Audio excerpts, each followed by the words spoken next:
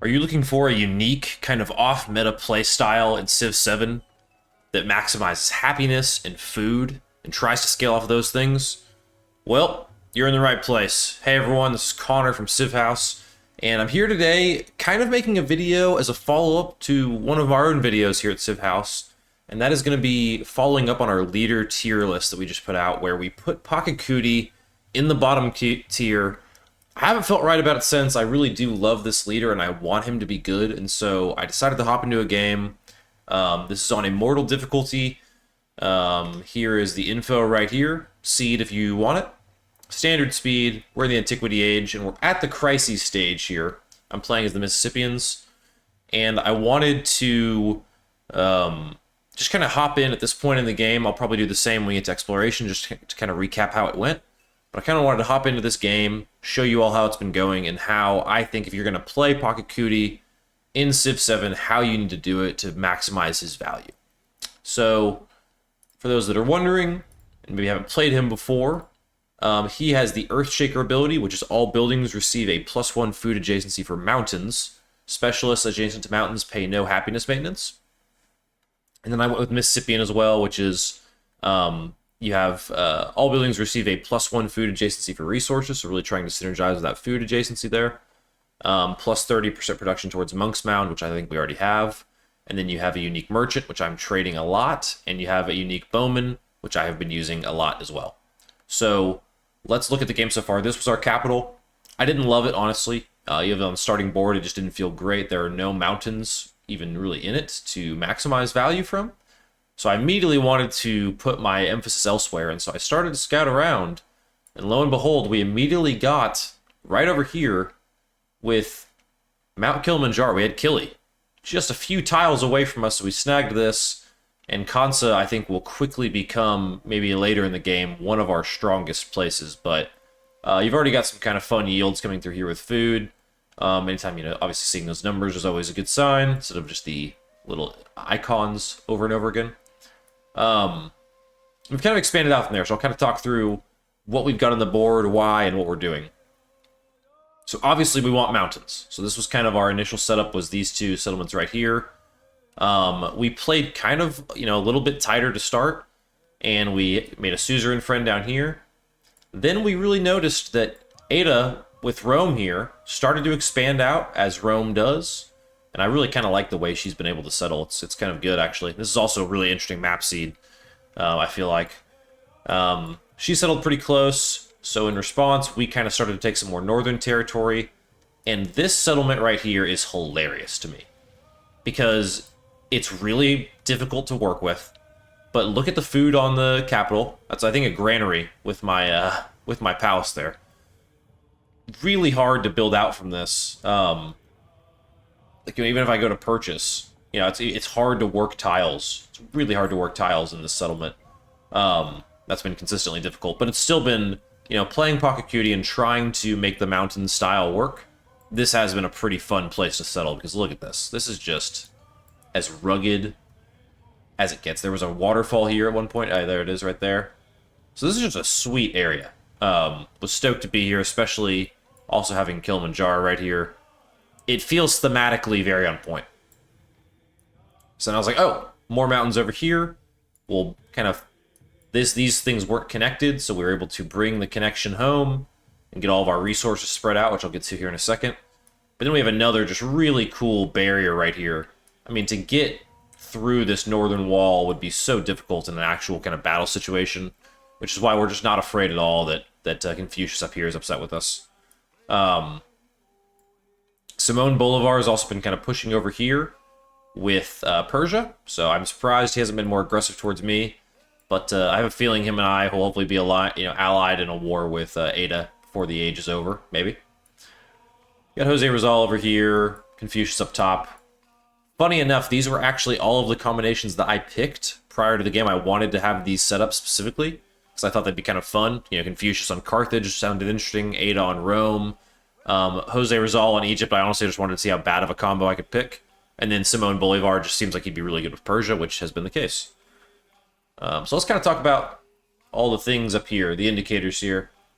We'll look at the age progress first. Rankings-wise, we're doing okay. We're not dominating as much as I would like, but I do think that'll change before the end of the age. We've been able to build some wonders, one more, and we'll be in a good spot. We'll obviously have this soon. Science we have not engaged with much, which I will do before the end of the age. Just try and at least get one. And then we are swimming in resources. Speaking of, this is our hilarious resource screen.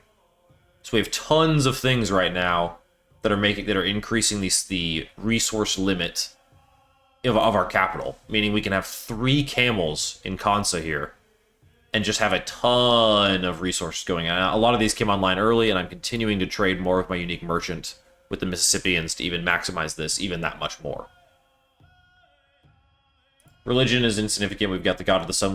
We have built 3 altars though because of all getting just a large basis of points there. These are our social policies. Just kind of going with things to buff all of our settlements and cities in a pretty, again, wide way. These are our crises that we're dealing with. This influence really hurts, but I just didn't think I could go for this. And right now we're working on, I believe, in the capital, a really good wonder for us if we can complete it. Or we're researching a wonder, rather. In mathematics. Pyramid of the Sun. Is that right? No? Man, what am I thinking of here? And anyway, I'll find out later. But anyway, we are in the middle of researching this, 25 turns away. Here's what I was thinking of. We're on almost to Citizenship 2, where I'm hoping we can get Sanchi Stupa. Probably pronouncing that wrong, as I do. But we are building pretty heavily into happiness. 60 per turn, very high. So this is a way I'm trying to leverage with this build, if you couldn't tell, things that are not considered widely in the community to be good in Civ right now, because this is just the way I like to play games. I've never been a ultra meta min-maxer. I've just been someone who kind of enjoys a challenge and wants to find ways to find value in things that most people deem valueless, and this seemed like that. Mississippians I don't think are considered a bad Civ by any means, but they're not A tier, certainly, and I think most people don't think of Pachacuti as being a good leader. So, by the end of the age, I think we could just turn on Yolan and expand this direction, or I could just wait and reclaim this land in exploration. There's a chance we even found up here to start getting some resources acquired, but part of me likes this wall of mountains defending us here, which means I was going to consider going over here before this is actually very recently founded.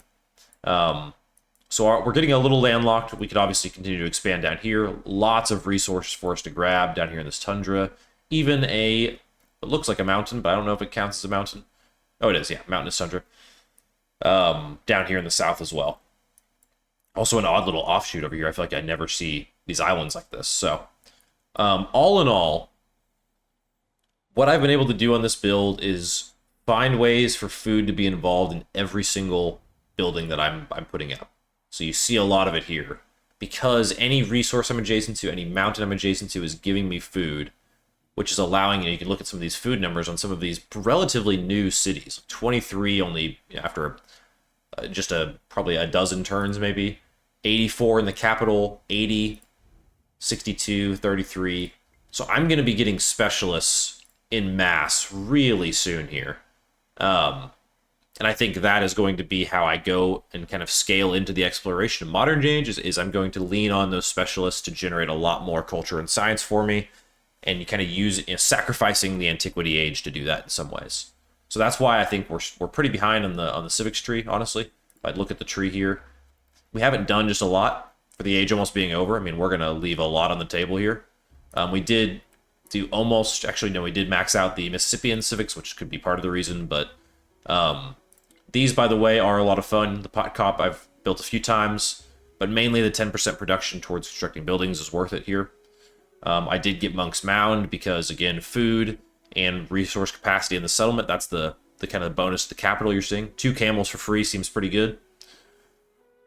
And then just some kind of quality of life things for my Burning Arrows. They're the only military units I've trained, and even more resource capacity in the capital. So again, these just felt like kind of fun ways to really push that economic side of the Mississippians and use Pachacuti's kind of more defensive nature to his advantage, because I'm building these cities that feel really dense and are getting pretty powerful in terms of their yields. With these things kind of in consideration, all they're bringing to the table. I mean, 4 camels on a city is pretty funny. So I think this is a fun, again, interesting playstyle. Certainly a fun seed for this, for a mountain player here. But I think this will be a fun challenge to kind of push myself into the exploration age to go for a true split empire style. So one thought I've had would be to continue to settle up the coast here and kind of push up here. There's a lot of resources to grab, a lot of open land. Kind of try to hold down this entire area and just represent the coast. That may be in the cards. You know, we could go over the settlement limit pretty easily, and that would be no problem with all of our happiness. We could do that. Or we could stay a little bit, you know, more defensive. Maybe, I mean, we have room to go either direction, but we could just save some of that settlement limit to expand out overseas into exploration and really hit that age pretty hard. Try and go for an economic win with the treasure fleets in that age, something like that.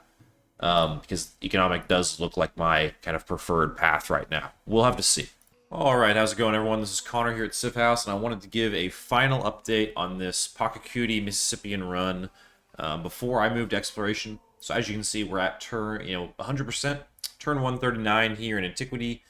And just as a reminder, the kind of goal of this has been to, again, see how far we can get with food, and in particular trying to use Pachacuti in the mountains to do that.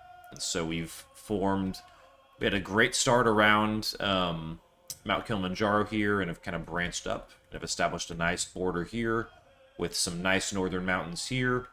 And there's been a lot of chaos between the other civs going on in this part of the map. But overall, I've been really happy with this run. I felt like it's gone well. Here's a look at kind of where the yields are at. Through all the crises, those have really affected happiness, and I've had a lot of uprisings to kind of deal with that. But it's been pretty manageable, just shifting resources around, just shifting happiness resources to cut off the revolts is a really nice way to deal with that. Which, yeah, like this is what I've been doing. So I've just kind of been shifting around these resources. One of the crises affects settlements without their full, all of these nodes filled, basically. So these ones here, I'm kind of cycling in and out of keeping them at least happy for a turn every now and then, every 10 turns, to kind of avoid this thing. Yeah. So we'll take a look at the legacy path here. So we were able to get 2 cultural points, just building wonders. Our settlements we're doing pretty good. We actually could have maybe pushed for a 2nd point here. Not sure it's so important for us to do that, but still. Nothing on science. That is the one part of this run that has been very challenging, has been science. I think it's kind of what we ended up choosing between science and culture. And then economic, we had the Golden Age, so we will get to keep all of our cities that we have converted to cities in this age, which is very good, because we have converted pretty much everything into a city outside of this settlement that we acquired from unhappiness from Ada. Even Choctaw, which we just founded, is already a city. So that's been nice. And now I just basically, before I end, I have to deal with kind of repairing a lot of these things from the volcanoes that I'm surrounded by. But yeah, I'll take a look at the overall rankings as well. You can see everyone's points there. Just a smooth 49 of 20. Not winning, surprisingly, actually, because of Ada's science progress. Not all that's unsurprising, I guess, but still a run that I think will scale really nicely because we have so much food. All of our cities are already huge and have all of this room for specialists, so I think specialists will be kind of how we plan to scale going into the exploration and modern age, which should be fun.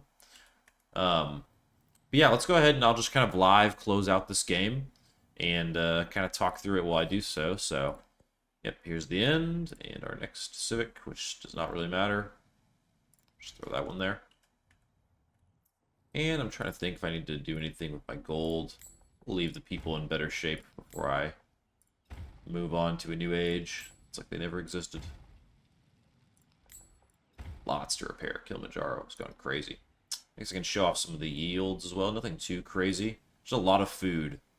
I guess maybe an easier way to show some of this is just to kind of walk through some of these numbers here from each city. I can see even more that I need to be fixing. I was trying to get villas built and everything as well to try and save some of the happiness, but I think we're going to be just fine. So a little newer there, but yeah, I mean 50 in the capital. We moved all of our resources to Kansa, so they have a lot. So 82 is pretty ridiculous. 42.30.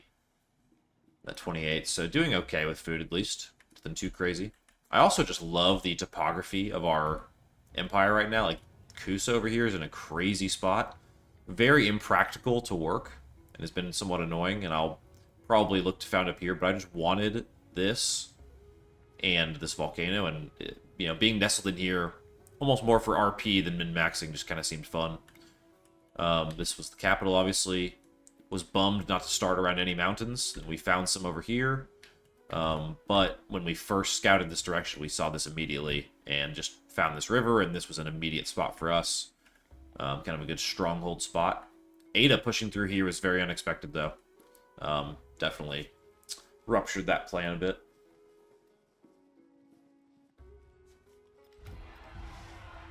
Alright.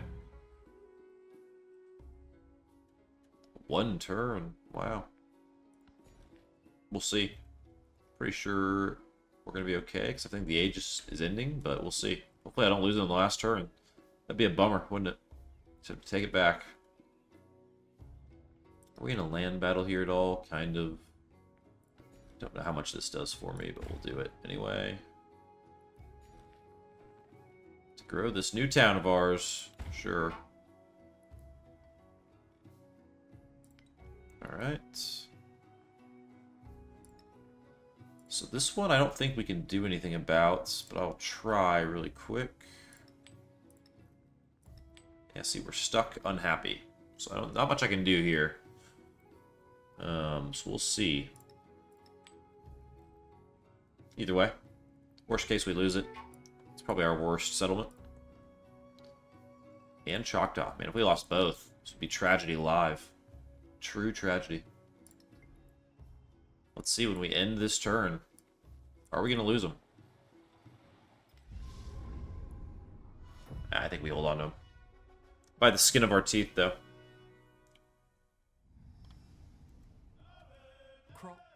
Yep. Okay, nice. So that's going to, yeah, end the Antiquity Age. We can kind of decide live here who we want to play in exploration. I feel like I want to do something with the mountains, though, and the whole point of this run has been to do something very off-meta. I think I said in the earlier part of this video, but I'm just always a player that doesn't like to play the most optimized version of something. That's why it was funny that my first Let's Play on this channel was Harriet Tubman and the Maya when the game came out, because I just didn't know it was going to be quite that good. But, yeah, I just always love finding the kind of, you know, more niche things that are good in games like this. Okay. We move on. Yeah, I'd be curious to hear in the comments what you all think of videos like this, kind of walking through different parts of the age to kind of do an abridged version of a Let's Play. Always open to feedback. Now, we have a lot of cool options we could really do here. I'm going to talk about Exploration Age more in the coming week, kind of how I feel about each of the civs.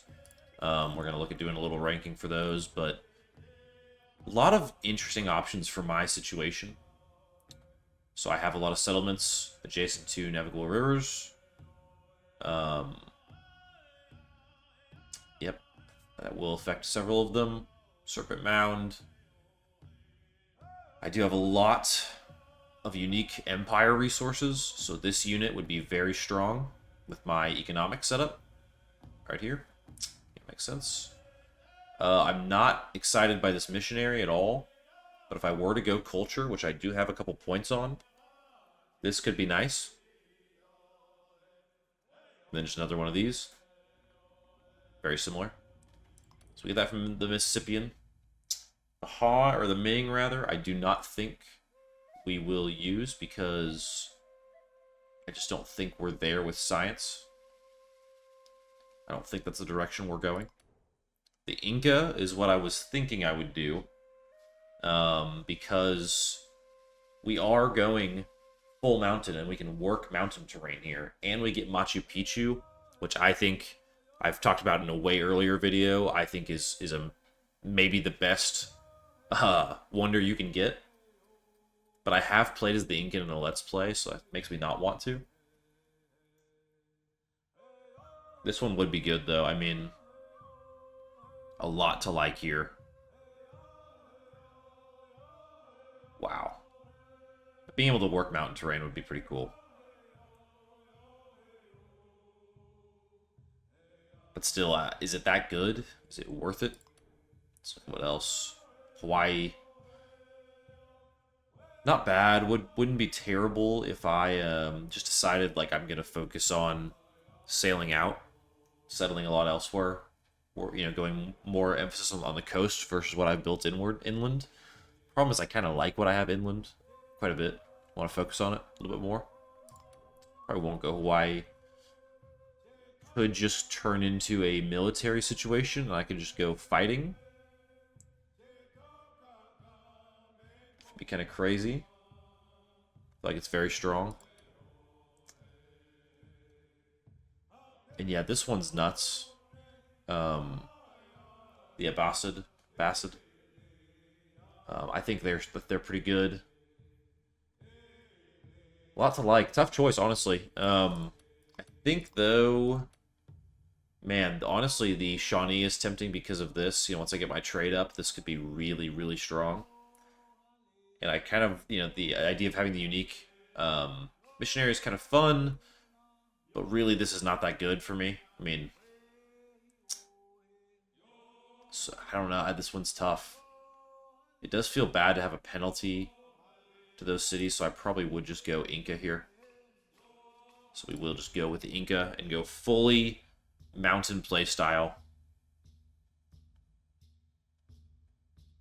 So yeah, we're going full mountain here with Pachacuti. Now I have played as the Incans before pretty extensively. That was on that Harriet Tubman Let's Play where I went from Maya to Inca to America. That was kind of a fun pathing. I felt like Inca in that context was pretty weak, but this is also a very different start and a very different situation with the mountains that I have. So this should greatly change that settlement that I have on the coast, for example, where I can work some of those mountain tiles that have had cut me off previously from working certain tiles. So I'm excited for this. I'm going to kind of wait till the board loads, and then we will close this out. But yeah, excited to try this. Let me know what you think of Inca in the comments. As a choice here, maybe what you would have chose instead in that situation. I'd be open to hear. And then yeah, if you want to see more of this video, I've done some other ones like playing with Tecumseh, with Influence, with Greece.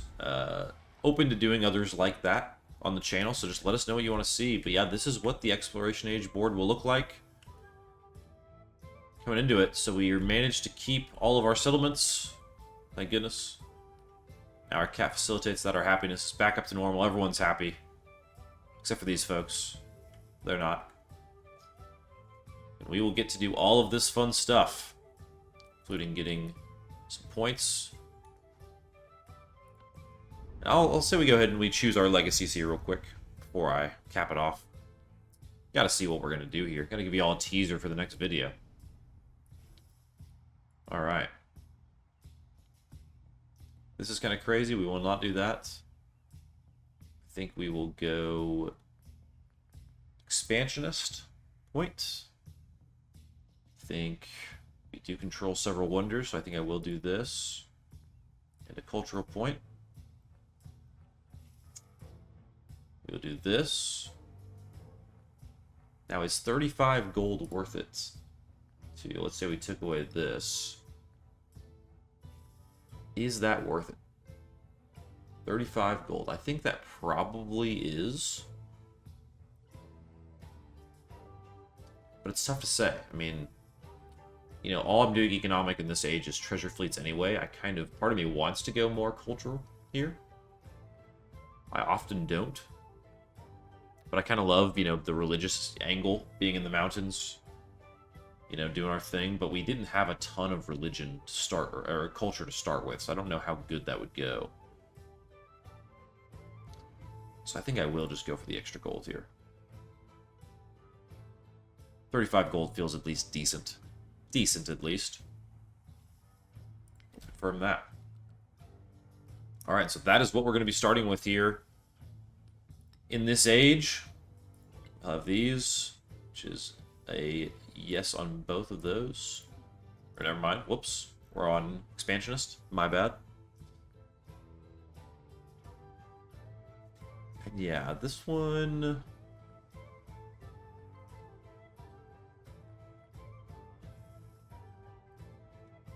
This would be nice to get.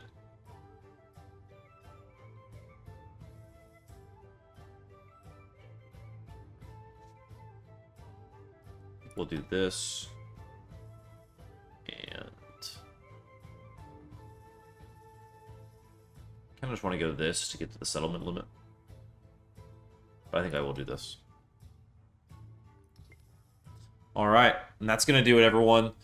Thank you all so much for tuning in for this Pachacuti gameplay. Having a lot of fun with these kind of off-meta builds, trying to highlight different parts of the game.